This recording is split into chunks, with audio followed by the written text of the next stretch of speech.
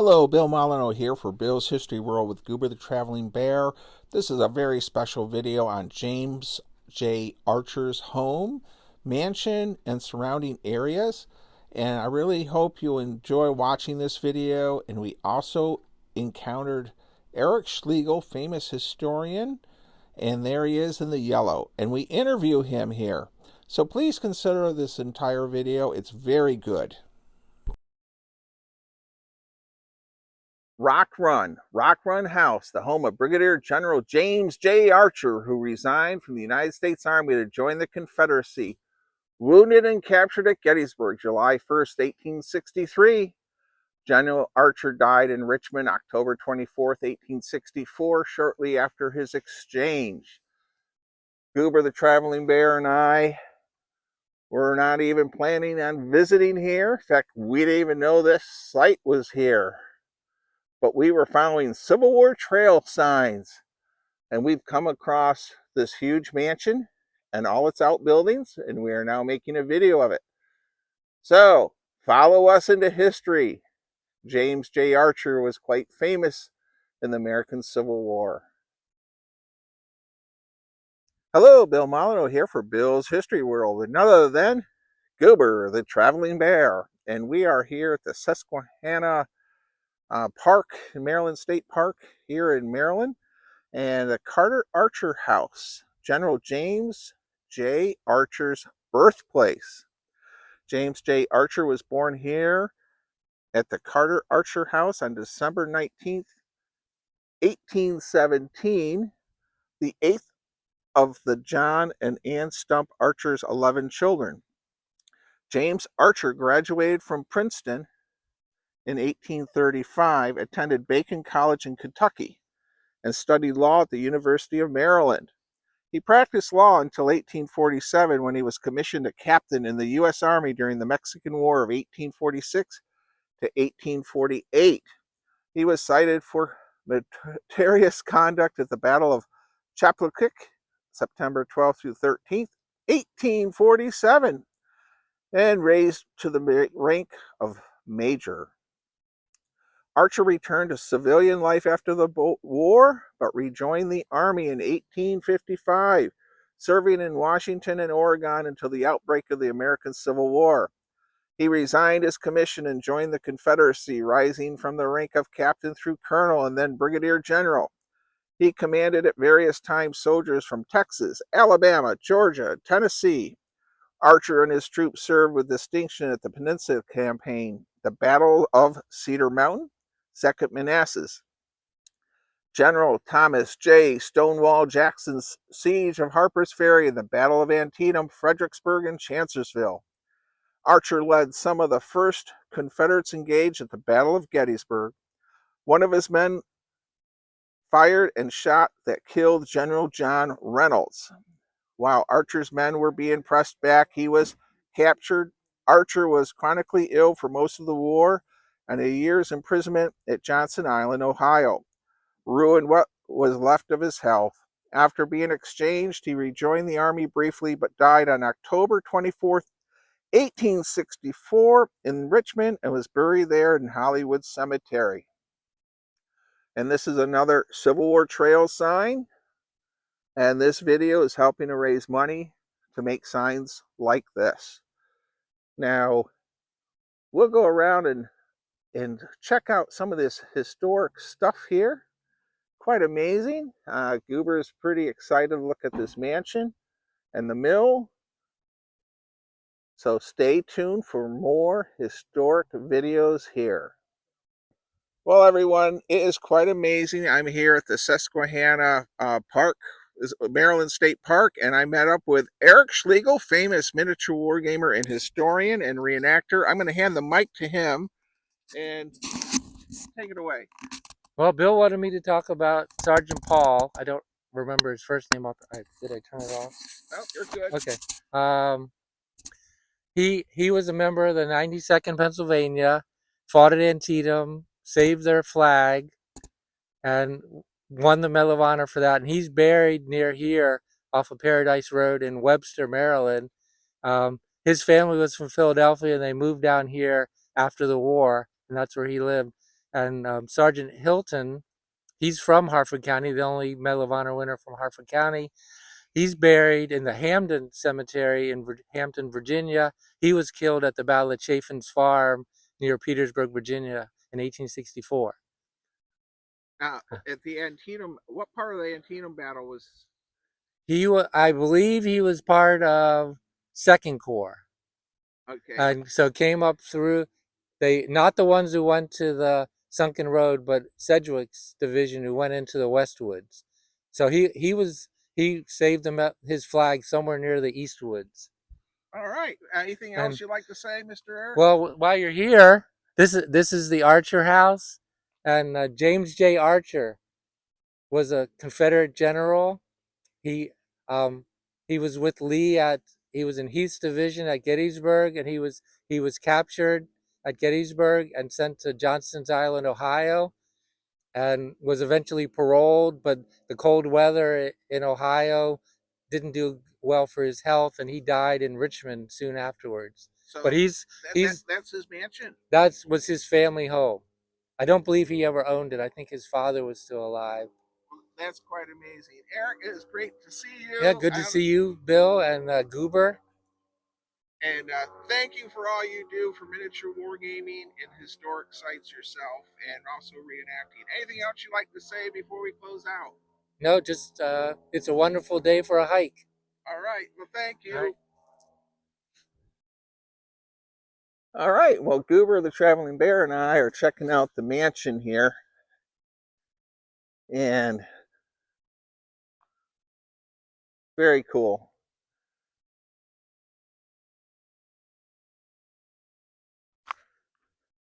So I don't know when this is open for visitors. I will have to ask Bob Studi or Robert Ambrose.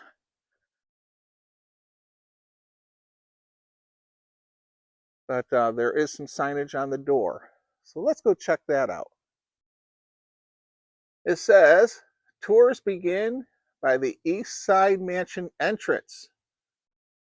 All right.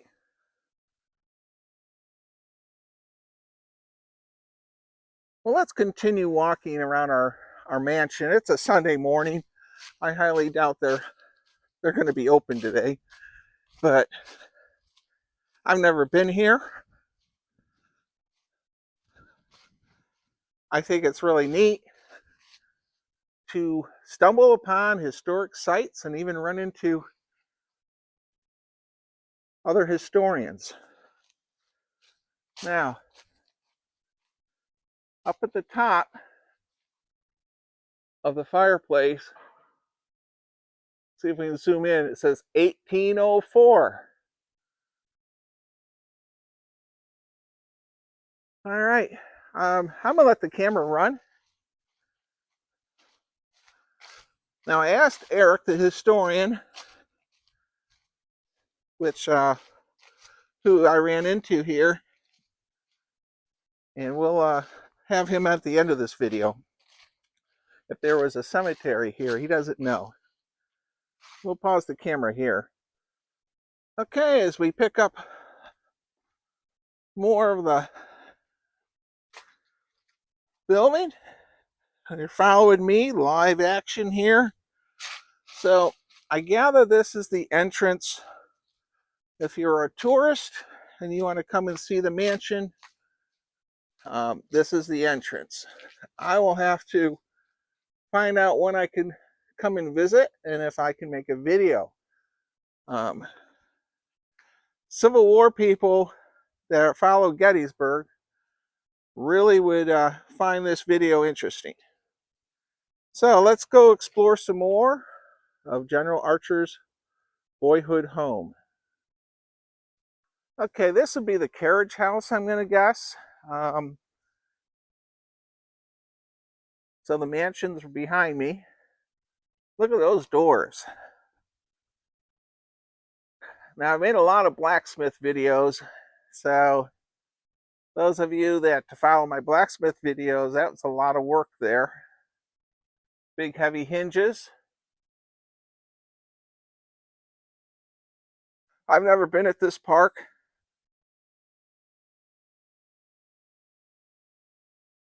So there's the second floor. And I have not seen a cemetery here. We're going to go down and check out the mill. The miller's house.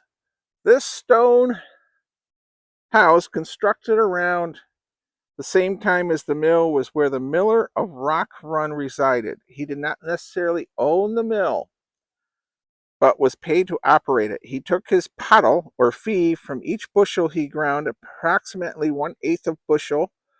The miller's house is thought to have been used as an inn for travelers along the road in or around the canal in the mid 1800s.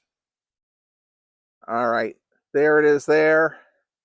And I believe it's a private residence here. So that's the miller's house here on the property of James J. Archer's birthplace property. As we continue with our videos here of James Archer's birthplace area, Rock Run Landing, part of Land Promise Tract, original mill 1760, the present grist mill 1794. First Susquehanna River Bridge 1818 and a barge canal in 1839 made this hamlet a thriving commercial center, surviving our miller's house, the mill, toll house, and owner's mansion. Remains of the canal and the bridge piers are also visible. All right, there's the toll house, and pretty cool. We'll walk over to it. Well, Goober the Traveling Bear and I are here at the toll house, and we'll hit the toll house and covered bridge at Rock Run. Of course, we're off season here. It's November, but we do have, there's the Susquehanna River. And it's interesting, I grew up in Vestal, New York, and the Susquehanna River was just a few hundred yards behind our home. All right, now there's a lot of information here to read. I'm not going to do all of that, but I encourage you to come and visit the Susquehanna State Park here in Maryland. I think I'm still in Harford County. I honestly don't know. Port Deposit is across the river. All right, let's continue on our adventure here. Well, here is one of the millstones from the mill. And Goober says, so cool. All right, we'll add this to our video as we walk over to check out the mill itself. All right, everyone, here we are at the mill with Goober the Traveling Bear. And of course, we're off season, so we can't get inside, but we will check out the mill and the outbuildings. It's quite amazing. And Archer's birthplace home is up there on the hill. A lot of work went into this. And of course, we'll try not to get hit by a car on the road as we make this video. There's the front of the building. And you notice the different levels of window doors. That's to get the grain onto the different wagons that would pull up. And there is a canal here, the Rock Run Grist Mill. And John Stump III of Stafford built and operated the Rock Run Grist Mill, along with several other mills in Hartford, Cecil, Baltimore counties. Stump managed the mill from 1800 until his death in 1816, who then passed to Dr. John Archer Jr., husband of Stump's daughter Anne. In 1904, the mill passed from the Archers to John Mackham, and then to Wilfred Wilkinson in 1929. In 1960, the Maryland Department of Forest Parks bought the mill, surrounding land, and opened the mill for public demonstrations. By 1965, the mill wheel was originally installed in 1900, but was replaced in 1964, then again in 2007. Filtered with 84 buckets and weighing nearly 12 tons, The mill's wheel rotates by means of belts, pulleys, gears, and buckets of water in order to grind grain. The grinding process was only performed during the day because the flour dust could combust if it came into contact with flame of a candle. The mill house, a post office, and a second floor from 1827 to 1856 was frequently used as a communal market. All right, pretty cool. Let's go check out the mill and not try to get run over by a car. There's a lot to see here. And all right, here we are at the mill. Look at that wheel. Is that cool or what? Finding history with Goober the Traveling Bear is quite amazing.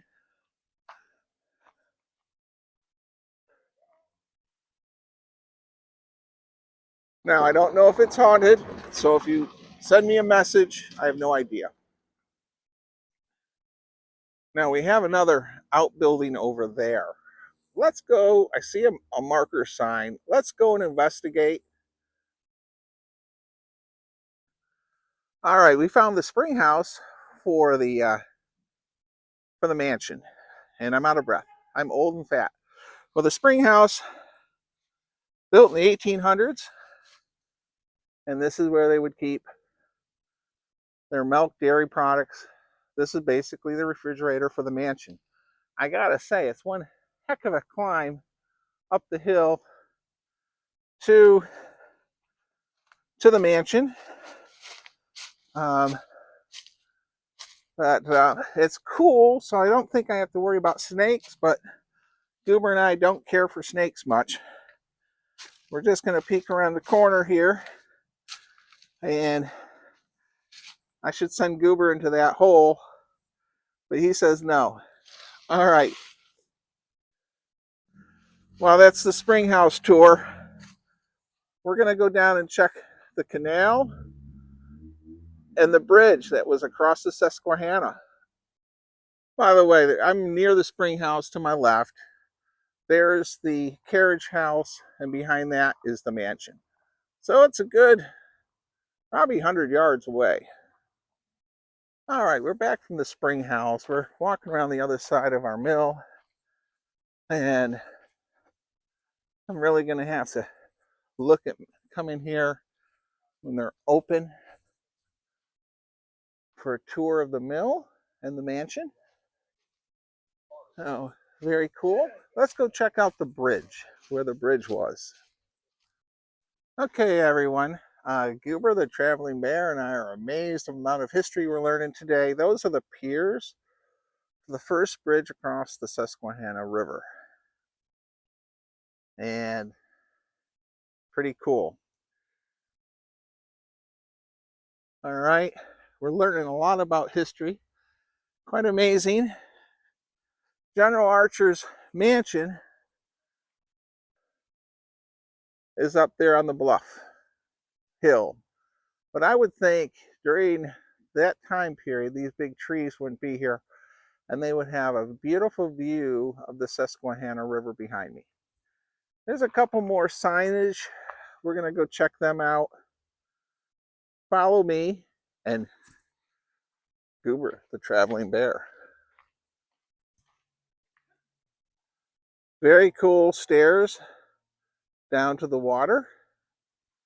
And there's the bridge there. The pilings for the bridge. All right, let's continue. And I'm going to let the camera run.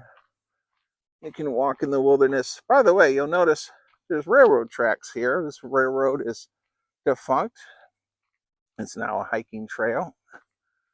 There's also a canal here, which you can see the canal on down in there.